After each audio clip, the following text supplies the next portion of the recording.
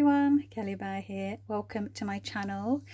Today I am trying to keep it spooky, but also I'm doing another VR to Anna Astral Lady Tarot's Show Me How You Practice tag, which she started, I think it was either the end of August or the beginning of September. It's really great, and it's literally about showing people how you practice tarot, and that's in both senses of how you practice the tarot, like practice learning or practice reading, and then showing people things that you do around your tarot practice, and yeah, how you read the cards, which is really fun. And I actually was invited to go onto Anna's channel a few weeks ago, and we did a live together, a live chat, live video, where we did readings for our favourite fictional spooky characters from various films and TV shows like Buffy the Vampire Slayer and so on.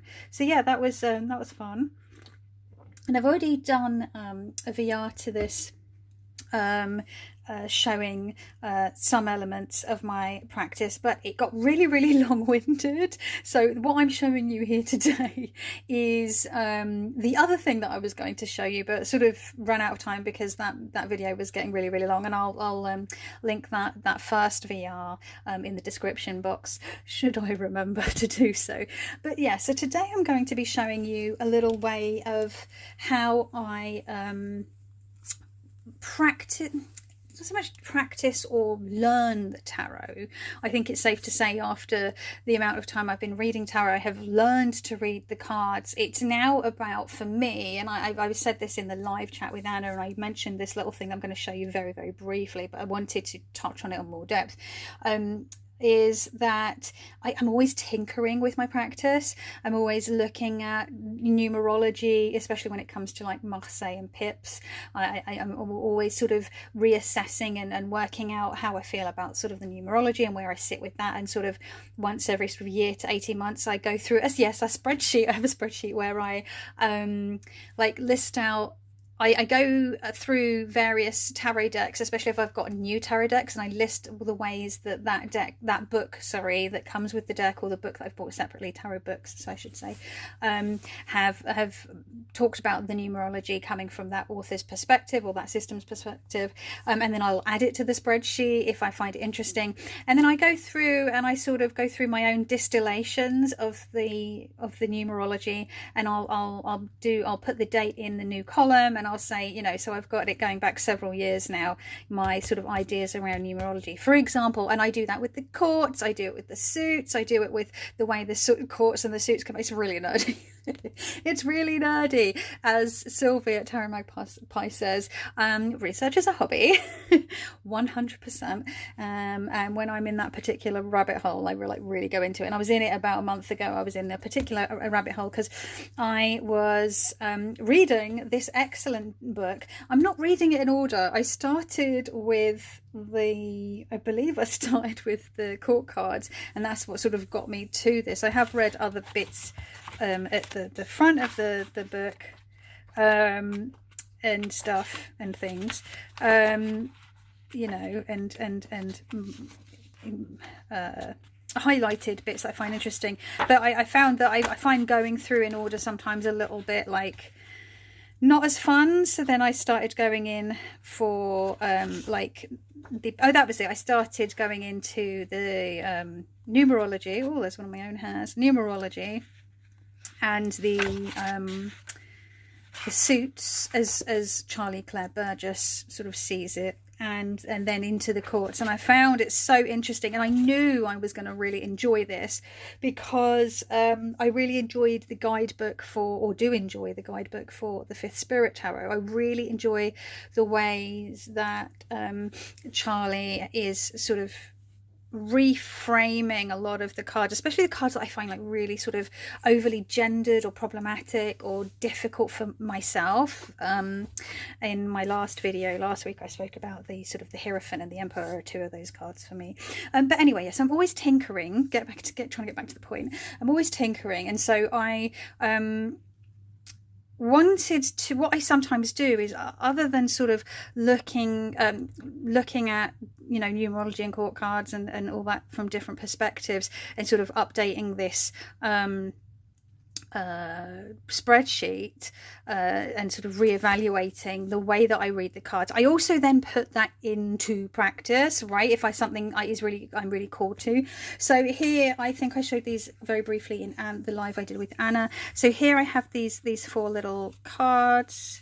And it are 5 cards, because we've got the courts overall as each section, like as each court, and then broken down into each of the suits of the elements. And this is specifically from this book. There's also the guidebook that you can buy for the game Marseille, which I've also read, and I actually keep meaning to go back and look and see how they compare to this, and whether Charlie is reading them the same, or if they're reading some of the Marseille a little bit differently, but I cannot for the life of me remember. Yeah, so what I've done is I've gone through the court section in this book, and, you know, highlighted the bits that I find very useful and interesting, as I think most of us do. That's why we highlight things. Some of them are like really highlighted. But what I really liked about Charlie's approach was, first of all, they're completely non-gendered, and then they get given like an archetype almost to embody. So the pages are like the student, and this doesn't mean that it doesn't necessarily have to be a young person. You can be a student at the age of 80 as much as you can be at 8. And I always say I'm a perpetual student of the tarot, even though I got my first tarot deck well over 25 years ago. And so, yeah, we have the knights. They are the seeker. That makes sense, right? Because they're active. In the traditional Smith-Waite, we see the knights, or even in the Marseille, we will see the knight on a horse traditionally. So again, that makes sense. They're seeking out. They're on a quest. They're questing. And there's a little bit of crossover with the way that Cedar MacLeod talks about the courts in the Numinous Tarot, but there are also some differences. And I also do like the way Cedar MacLeod sort of approaches with like the explorer and the mystic and so on and so forth, with different court cards. I didn't say those, and I'll just give you a couple of examples. The seeker, the explorer would be the knights, and the mystic would be the king, for example. I think the creator is the queens in the numinous. So yeah, then we have the queens as sage embodiment, which is a really interesting way to approach the queens, because I do sometimes find I struggle even now with the kings and the queens. And then the kings are the steward embodiment, this idea of stewardship, which again I really, really enjoy. And it also brings to mind the way that Charlie talks about the Emperor card in the book for the 5th Spirit Tarot, which was kind of mind-blowing for me actually when I read that. And it's just this tiny little snippet, and the way that it's approaching that archetype is just so, it was just so revolutionary to me. It just really changed, like it was just amazing. Anyway, so all this came about, this tinkering specifically with this, is because I've been wanting to read this book because I'd had it a little while, and then also someone asked me about doing a video or talking about how I read the court cards, and I think again I touched on this in the live chat with Anna, and I was like, oh, hang on, how do I read the court cards?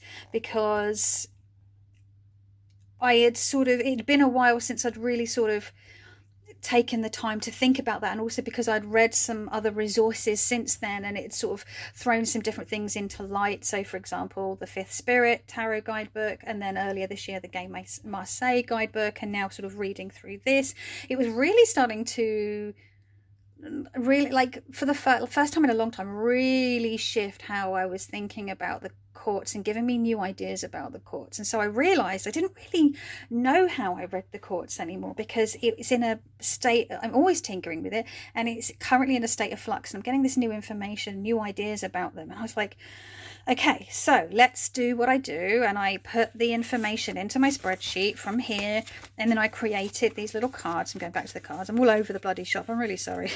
I didn't really sort of sit down and think about the structure of this video. I just like set up the camera and I'm just like, wow, it's all just coming out. I don't have any notes or anything for this one. It's all just fly by the seat of my pants. And so, yeah, like I said, I had the courts. I broke it down for like this little bit about each one. So, for example, here, I'm not going to go through every single card. What I am going to do, actually, I'll show you what I'm going to do. If you want, if you're bored already, you probably don't want to stick around. But if you do want to stick around, I'm just sort of going to give a little slight overview for some of the ways these courts are viewed from this particular book, this particular author's perspective. And then we're going to look at some cards using spooky decks, using spooky season decks, themed decks, to keep it in the like October spooky season theme. To see how it's sort of working, how it's feeling for us. And this would be how I would do this. I'm almost like doing this in real time with you, right? And tinkering. And then the next step after doing that and looking at various decks would then be doing readings with them. I'm not going to do that because then this video is going to get really long, but they, you know, when the court cards naturally come up in readings, referring to these cards and seeing how those feel and what feels good, what doesn't feel good, and then assimilating that into my practice, and then going to that spreadsheet and retooling and putting in a new column with the date and everything with my current view on the courts. Is this making any sense, or am I just absolutely like rambling all over the shop? I don't think I've been very sort of linear or like coherent with the way that I'm explaining this, but that's sort of a bit of an insight into where my head is at the moment. So let me just have a sip of my tea. Oh, it's the perfect temperature. It's always good when that happens. So we, like I said, we showed the different archetypes. So we've got here, the page is the student. They are open-minded. They sort of represent curiosity, playful creativity, exploration, growth. They embrace imperfection. They like learn for the joy of it. And I've not put every single thing because like it would just basically be this whole initial section on the court card, for example. I've just picked out the bits that really sort of jump out to me. If I want more information, I can always come back to this book and be like, what else is going on here? You know what I mean? You've got all these little bits of information here. The knight is the seeker. I will just go through all the courts and then I'll give one example of each of the minors. I don't want to give away all of Charlie's information without you buying the book. The knight, the seeker, passion, devotion, action, movement, direction, purpose, change, the manner in which we pursue our goals. You know, it speaks to the way we pursue our goals. So these feel very sort of quite so far so good. Like they feel quite familiar to me. Where it really sort of breaks away for me is when it comes to the queens and the kings. I really enjoy this. So the queens, it represents sage wisdom, experience, intuition, insight, depth, holism, liminality, connectivity, rational and emotional mind meeting together. Obviously these are just really sort of bite-sized. This is like a really condensed, so I think maybe these notes make a bit more sense to me because I've read the book and highlighted the bits that I want. So even I'm not really overly sharing, I don't think, the information because I've sort of put it into little bite-sized or one-word bits for me to sort of prompt my memory. And then like they recognize our changeability and cyclic nature, and that could be, you know, through a day, a week, a month, a year, so on and so forth, through our lifetime. And then the kings as stewards, I really like that, the king as steward. So they represent sort of responsibility, accountability, leadership, service, discernment, management, knowledge and expertise. They are inspirational and influencing, and they can use that as sort of a positive change. It's important that they sort of learn to use that as a positive change, or that they do use that for positive change. Okay, so I'm just going to move this book out of the way because it's sort of flapping all over the shop. So when we get to the wands, we've got, let's do the student, the explorer. So let's see, the page of wands. So I've got here, let's just scooch in. Let me pause and then I'll scooch in. Okay, I hope that's better. The lighting is so tricky today because it's absolutely chucking it down outside. So the sky is super duper grey and gloomy. It's very cozy and atmospheric, but it's terrible for filming videos, unfortunately. So a bit more tea. So here the student, oh, I've written that wrong right down. Oh, so right, that's it. So each of the courts then for each suit has its own little archetype. So the student for the wands is classed as the explorer. I was throwing myself off because the explorer is the knight in the Numinous Tarot, so it was sort of throwing me off for a second there. See what I mean? The seeker, the knight, is the vanguard. The sage, the queen, is the artist. The steward, aka the king, is the leader. So they're all broken down. So if we have the student of wands, or the page of imps here in the Halloween Tarot, is classed as the explorer. It says big ideas, energy and inspiration, unafraid to take risks, loves experimenting. They're daring and bold and inventive, and they remind us that we might need to be having fun. They work with a spark of passion, creativity and purpose, and here we have I think that works quite nicely with this here. The wand is actually a flame, so we've got this spark of creativity and purpose, and actually they do really look like they've got their eyes open. Their eyes are open and they're looking up at this flame, and they do look like they're sort of striding with a sense of purpose. Do you know what, all these times I've used this bloody deck, I've never noticed there's little ghosties, there's wee ghosties on the boots. Bloody hell, see what I mean? You could use a deck for years and like still notice new things. Isn't that fascinating? I love it. We have this little imp here, which represents the wands as well, and the black cat, which is seen in all the cards in the Halloween Tarot. But yeah, they do look like they're striving with purpose. They do. I could see them sort of being quite sort of taking risks and things. We've got this little imp here, almost like a little devil, not so much on their shoulder, but the devil at their back, sort of pushing them on, egging them on. So, you know, the ones that they can get, we're working with fire here, it can get a little dangerous. I've also pulled out the valet of wands as they are in the Del Toro Tarot here, and this is a slightly different approach. We've got this character, they're facing straight on. We can't see their face is covered. They're wearing a mask. They have both sort of a wand and then also some kind of tool that could also double as a weapon, I guess. They look like they're ready to go somewhere. They've got their little sort of capelet on. They've got some like sturdy footwear on. It looks like they are ready to sort of go exploring. Now, this isn't the same as going off on a quest like a knight would be going off on a quest. It might be sort of exploring within their local area. Maybe they're off to their local woods, their local forest to go exploring. I don't know, but or then maybe they're off foraging for something. I love the little bird skulls there on the belt, and it looks to be like they have sort of talismans and things.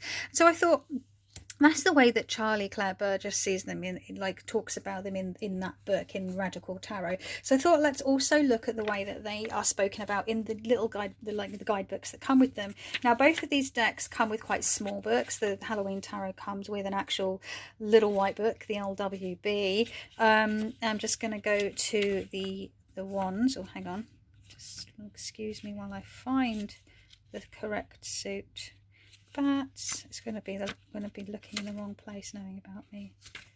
Oh, the imps, there we go. So let's see. The page of imps, sorry. A creative, energetic woman. See, we're already gendering it, so I already disagree with that.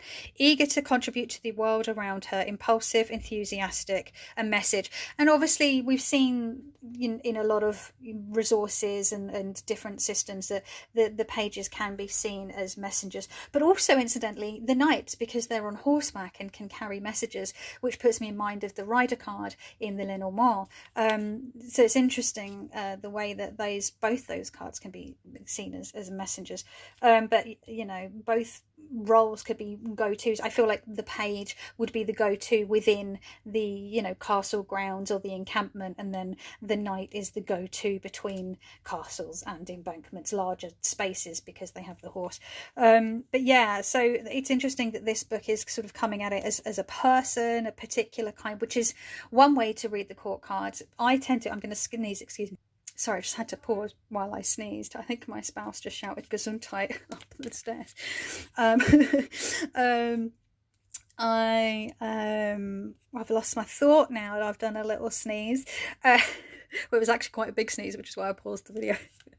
That was it. I read the courts as both can be representing people, or elements of myself, or certain energies or archetypes, but I don't ascribe to that whole thing about it's this person with this color hair and that kind of eye color and age and all that, because firstly it's hella like sort of what's the word, it's very like white and like cis hair. It's very sort of Caucasian, European, because of the initial cards are all just white people, and I feel like if you're just gonna, it excludes so many people doing it that way. So I just tend to read it more when it is people, sort of the qualities of a person rather than their appearance. Occasionally their age, it can represent their age, but more like their sort of mindset or their like mental age. When someone's like, oh, you're being so immature and asinine, for example, or they're being sort of very sort of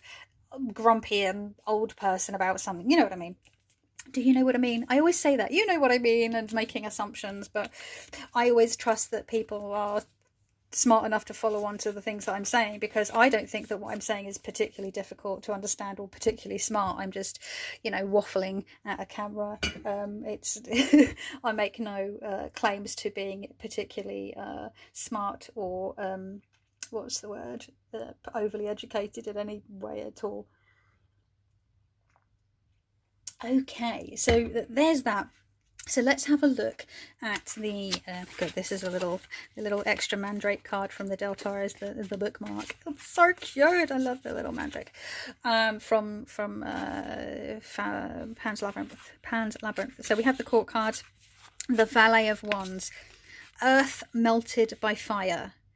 As lava or molten metals, it is ductile and adaptable. It implies creativity and an artistic attitude. If it appears inverted, it indicates a probable lack of focus or an unclear objective. A crow guard from Hellboy 2 is represented in this card. A crow guard? Do I remember that? I've seen Hellboy 2 so many times. It's one of my favourite films to watch around spooky season as well. I've got it on DVD. Crow guard? Where are the crow guards from? Have I never noticed them? Are they with the Fae? With Prince Nawada's dad? Oh my god. Maybe? I'm gonna, next time I watch that, I haven't watched it yet this month, so I'll be keeping an eye out. But yeah, again, we're not so much looking at the actual sort of, it's a woman or a young girl and it's such and such. It's a little less like that, but it does talk about metals and lava, and earth melted by fire, which is interesting because obviously we get fire with the wands, but earth is, I'm thinking of pentacles or the discs or the coins. It's an interesting take, and again, not one that I would necessarily go with, but it's interesting to see the way that the people that have created these decks view the card, and then looking at how that compares with ways that I might generally read a court card or any card, and then looking at it the way that I want to like try on for going forward for a little bit. So yeah, that's a one. That's the valet. So let's pop those out of the way because we're not going to be looking at any more pages for the time being. I'm just moving my little piles of things around. Oh, sorry, it's not very aesthetic. And I realise that this is a very sort of spring summery type cloth that I have down, but I don't have a nice printed spooky cloth. I should fix that. Should remedy that. I get really bored at looking at this background, honestly. I need to change it up a bit. Sorry, I should pause every time I take tea because you don't need to hear me glugging my drink. Okay, so that was looking at the wands. Now we're going to look at some cups. So let's look at the Knight. Seeker, aka the Knight. The romantic is the archetype that has been given to the Knight in the Cups by Charlie.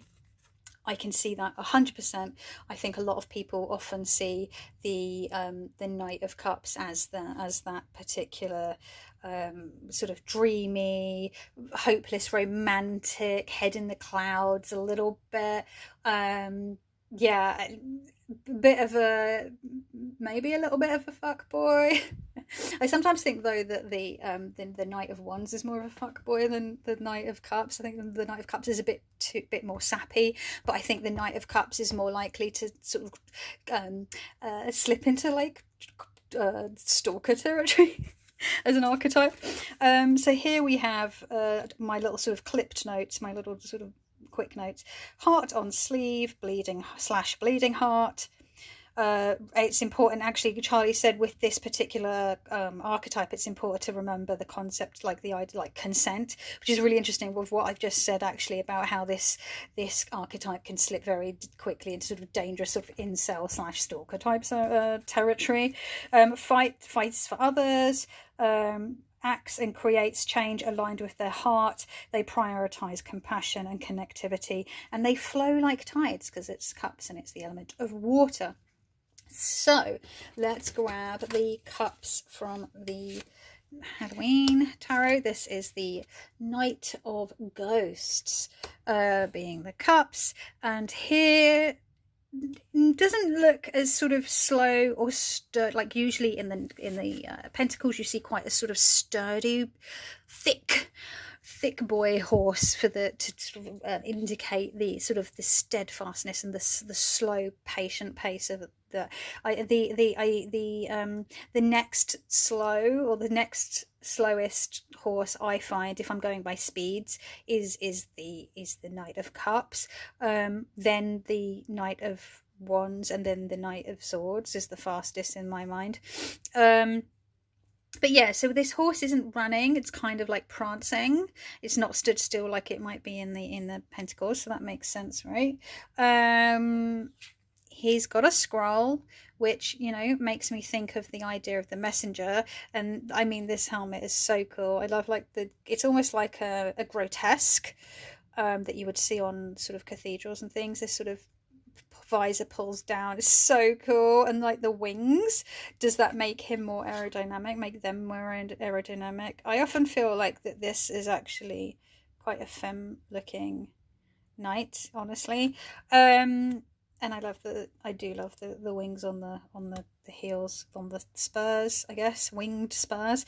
Not so nice for the horsey, but spurs never are. Look at the little devils on the, oh, so cool. Anyway, sorry, me just loving this deck so much.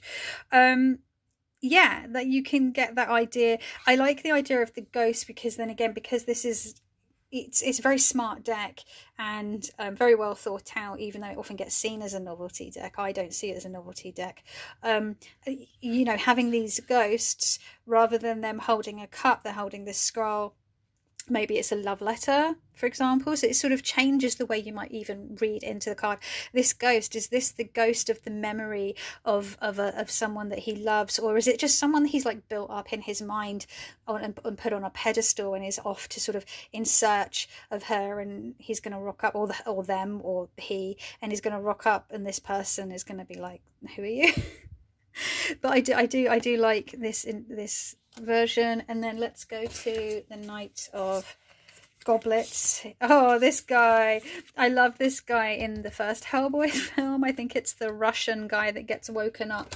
Hellboy wakes up and asks for directions, I think, although is he a vampire? Because he does have little wings. I need to read the book again for this, because I don't really use the book for this deck, because I don't, as you'll see from the previous card, it has weird numerology.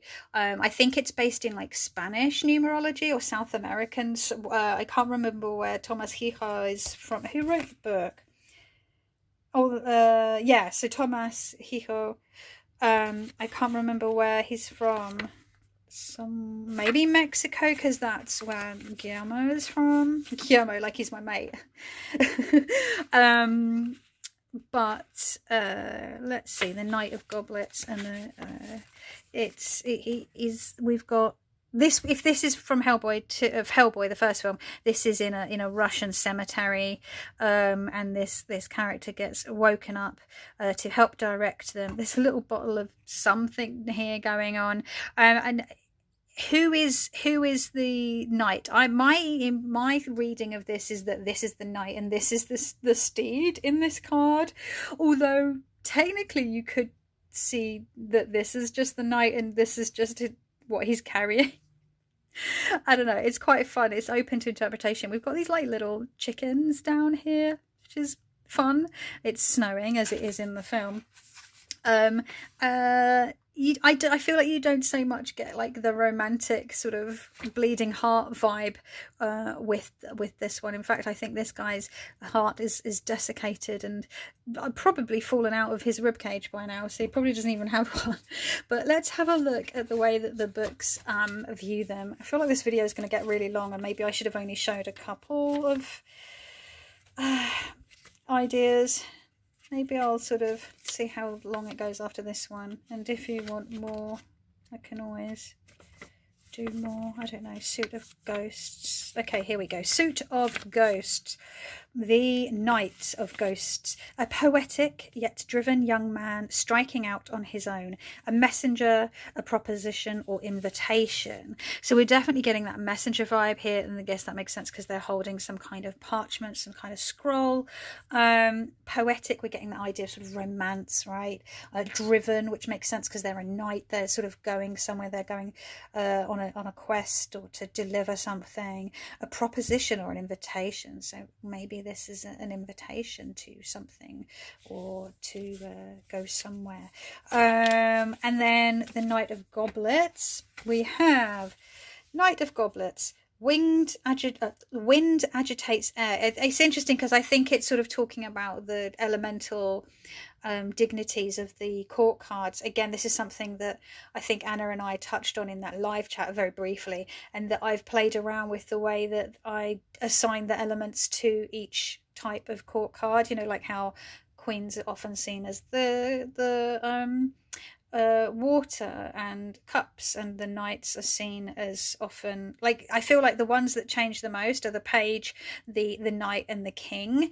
The elemental associations can change around quite a bit depending on the resource that you're looking at. The queens just always seem to be like designated as water because I don't know, like, women are just so emotional, am I right? Like but yeah, so I think this is here where it's talking about wind agitates water. So they're seeing the knights as air because they're active and they're moving swift on their horses, or slowly on their horses if you're the pentacles or the coins. Our emotional world will shake. We must prepare our hearts for changes. If the card appears upright, we can expect a positive outcome. If inverted, the change will involve suffering. This card in Del Toro Tarot uses the idea of the corpse that has to be carried to its proper place, and an image taken from Hellboy. So yeah, so I was right. I thought I'd remembered that, and it looks, and he's got the noose around him his neck like in the film and everything. It's just like it throws me off because it looks like he's got wings and this guy's carrying him, whereas in the film, like, Hellboy's carrying him over his shoulder. It's really funny. And he's like just effing and jeffing the whole way and insulting everyone. The Russian, the skeleton, I mean. So again, it feels like they've given a different take, a very sort of fortune tellery take on this card here. And I'm definitely enjoying the way that Charlie's sort of talking about them. Again, I do think that the student and the seeker are quite much a muchness. I've done this all wrong, haven't I, really? I should have just looked at this, a queen and a king, because I've gone through these, and Charlie's ideas of these are quite sort of, the page and the knight are a bit more sort of, not standard, but a bit more how I would read them. Okie dokie, so let's pop those guys back, put them out of the way. Let's look at a queen. So we've got the swords, so we get the queen of bats. It will be for swords in the Halloween tarot. So we've got the butterfly, we've got this very happy looking moon, we've got a cat, this cute bat. So yeah, bats represent the element of air and the suit of swords in this deck. So the queens are seen as this sort of sage in in Charlie Claire Burgess's Radical Tarot, where sort of the heart and the mind, or the intuition and the mind, come together, because balance is very important. We can't just take things from a sort of emotional, intuitive way. That's going to be unbalanced. And if we're just looking things in a very sort of rational or materialist kind of way, that's also going to be unbalanced. We need both. It's like that alchemy, that temperance, right? Temperance coming in. So the archetype that is assigned for the Queen of Swords by Charlie is the Judge, which, I mean, I think we can all see. I think a lot of us would see the Queen of Swords as being the coldest of the queens, the most rational, the most sort of the bitchiest, the sassiest, the snarkiest. And again, having the Judge, that's sort of bringing in elements of the Justice card, I guess, as well, which I feel like those cards, the Queen of Swords and Justice, sort of have elements of similarity between them. So here we've got where the heart and mind meet. This queen cuts ties, sets boundaries, and hacks through any bullshit. This queen defies the heart-mind dichotomy, because both are required for an awakened life. So really interesting way of seeing that. This card is very much a muchness. It's very much like Smithwaite, but make it cute. We're not really. This is the thing I find sometimes why also people struggle with the court cards, myself included. Even now, all these years on, I guess I don't do myself any favours by constantly tinkering with the way that I read tarot and throwing all sorts of resources into my brain, thus confusing me further sometimes.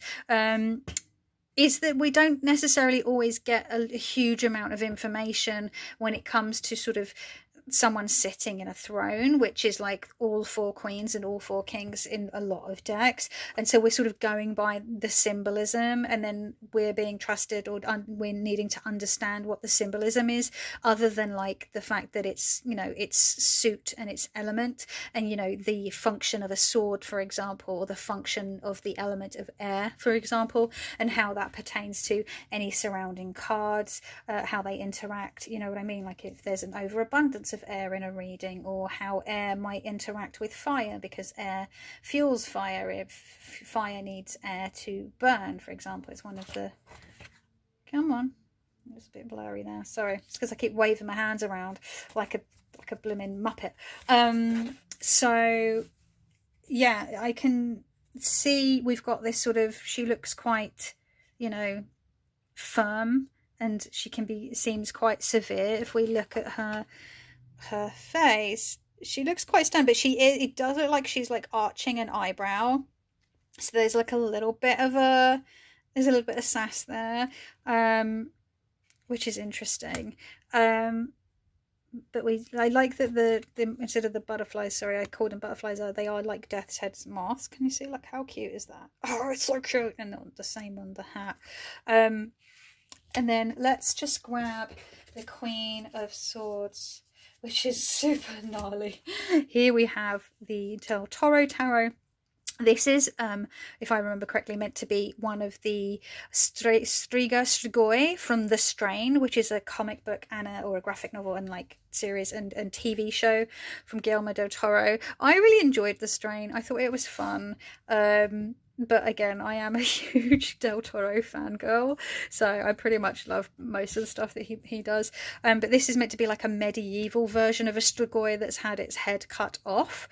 And for some reason it's holding its head on a platter, as one does, and the crown there at the feet. It looks like the sword is also slashed into the dress. Maybe they were involved in a battle. Maybe it's like the battle of the mind, battle of wills. And they're holding the sword to them.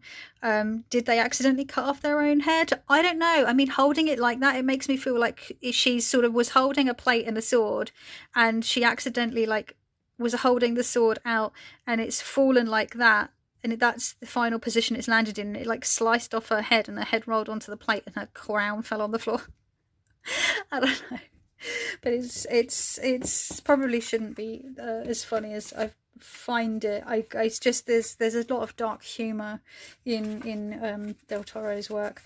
Okay, so let's have a look at the way that they are described in their books. So we've got the Suit of Bats, the Queen of Bats, a smart, intuitive, intense woman who lives alone. Like, really? It's very specific, isn't it? Confrontational, but not aggressively so. I don't know. I feel like the Queen of Swords will like straight up like cut a bitch with her words. Emotionally detached, but not inhuman. I feel like a lot of us would see that in the Queen of Swords a lot of the time.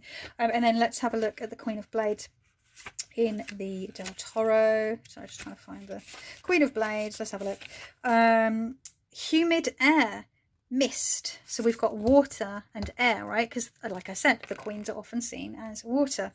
I was like, that makes more sense now when I was looking at the fire and earth, because they're seeing the pages in this book, this system, as the pages are earth, and now it's making more sense now reading it back. I'd forgotten about that, about this deck, because I don't use this book. Emotional futility. Movement based only on feelings, uncontrolled changes, short-sightedness. Wow, these qualities are aggravated if the card appears inverted. This card is represented by a figure that is I was right, medievalized interpretation of a beheaded strain vampire Sugoi. It's very skewed negative, right? There's not much positivity that can be gleaned from the way that book is sort of describing this card, which I feel like she's getting a bad rap, right? Like, oh, like she's just a cold, unattached woman. And I think it's interesting because the way that Charlie comes at it is very sort of like where the heart and the mind meet, because you've got the air and you've got the mind, and then you've got the water, you've got the cups, and it's actually a balanced approach, right? And I feel like maybe if this is inverted, then we get to it becoming that maybe we're relying too much on maybe the element of air, too much in rationalizing things, or if it's in a position, in a spread, in a sort of more sort of shadow or negative aspect, depending on whether you do or don't read reversals. I'm currently at a point in my life where I'm like not reading reversals right now. So yeah, interesting. Okay, let's do one more. I know this is getting long. Hang on in there, folks. So we're going to go to the Kings. They're called the Stewards, as I said before, in Radical Tarot, and we're going to have a look at the Pentacles, or the discs, or the coins, whatever you want to call them. So in the Pentacles, the Steward is the gardener, the archetype of the gardener. I mean, isn't that is the most perfect and ultimate example of a steward is like a gardener, someone who is cultivating, being a steward of the land, tending. Oh, it's so beautiful. Right, so let's grab the King of Pumpkins first and have a look. Now we're going to see with the King of Pentacles, King of Pumpkins in this case, we get that idea of abundance. We've got the gardens, we've got the ivy growing, we've got the same like the ram head situation, linking it a bit to the Emperor again. We've got all the pumpkins on their gown instead. This lovely little bat capelet here. It's all very lovely. We've got a gargoyle down here, but I think it's like alive. A gargoyle or a grotesque, some kind of like stone creature, but is alive. I don't see it as it being a statue, though he does have his foot on his head, which is a bit weird. We've got all these lovely little mushrooms, we've got ferns, we're getting that lovely idea. We've got the castle in the background, we've got all this foliage on the chair. It's giving that abundance, that ultimate sort of lushness, right? So let's have a look at the steward in the Radical Tarot again, just like Cliff's Notes version. So this archetype knows how to care and tend to growth through all its cycles, from the seedling all the way through to harvesting and composting. This archetype is patient and wise and steady and thorough, which I often think about with the Pentacles, being thorough and diligent and patient and persistent. And then they're grounded, right? They're grounded in values of sustainability, accountability, and community care. Isn't that just such a beautiful way to see sorry, I'm like getting so excited and shaking my arms about, and now my camera is wobbling, but it's such a delicious, scrumptious non-toxic way to view a king, and I just spoke to me so much. So yeah, like I find that I'm really it's the queens and the kings, or the sages and the stewards, where this is really sort of breaking free. There are some elements in the pages and the knights, but really breaking free from you know, classic tarot in the two sort of the counterparts of the king and the queen. And then let's have a look at the King of Discs. This is really different.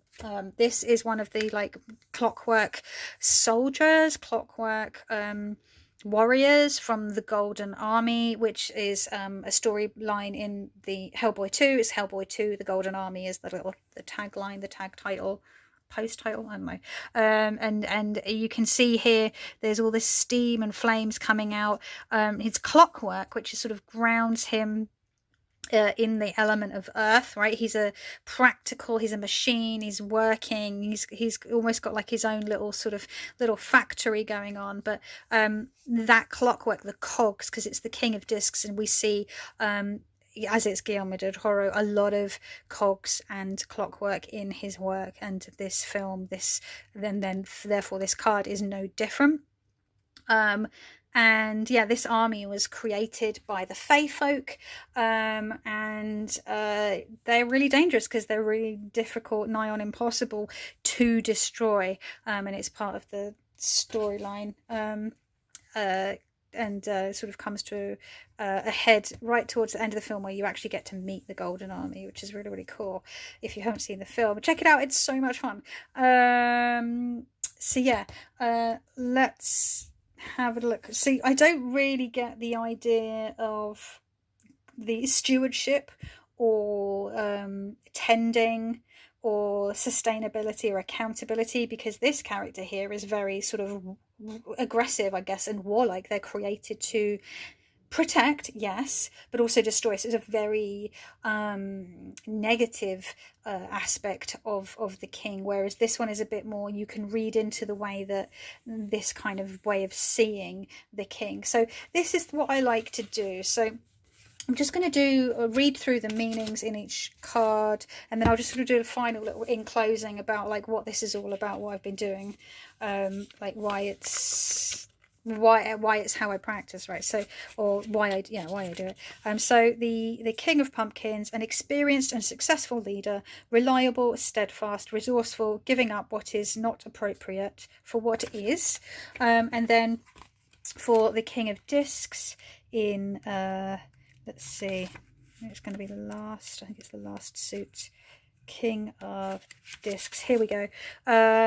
Burning rock. So we've got coal, shiny metals, financial wealth and power. So yeah, it's a really, because the Fae, they built this army of hundreds or thousands of these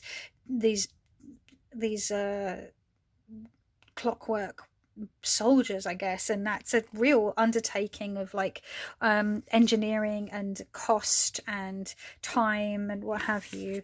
So there's that power there. It was a very dangerous army. When inverted, it can imply greed and materialism. The card is illustrated with a golden army soldier from Hellboy 2.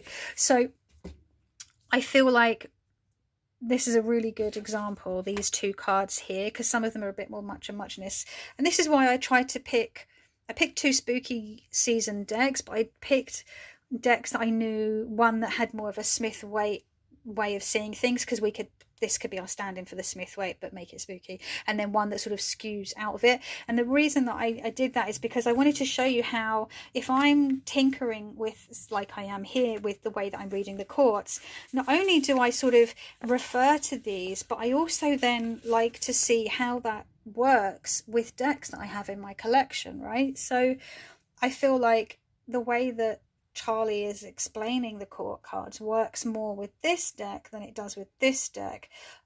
This deck is a lot more sort of gnarly, it leans to the dark side, it makes sense because all the darker sort of shadowier aspects of things, what I mean by sort of gnarlier, crunchier, it skews more negative in its meanings, and so obviously you don't have to use the explanations in the guidebook, and I often don't.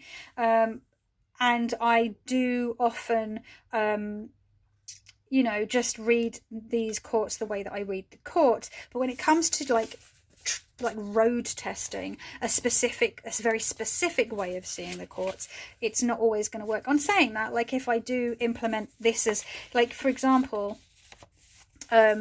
this might be a way that I read the chords just completely going forward, or I might take aspects of it and then incorporate it into other ways that I read the chord cards. Now I do think that I do also like to see that more negative side of things in the way that we read the tarot, the courts here for is what we're talking about here, and so I do think that having that negative aspect in your toolkit when you're reading the courts, for example, is important, because there are going to be times when that is going to come up, but we're seeing here how different it is when, you know, if you were doing, this card came up in a very sort of positive position, and because it's skewed so negatively, even like the depiction can be seen as a very, it depends on, like, your mileage may vary on the way that you view the King of Discs.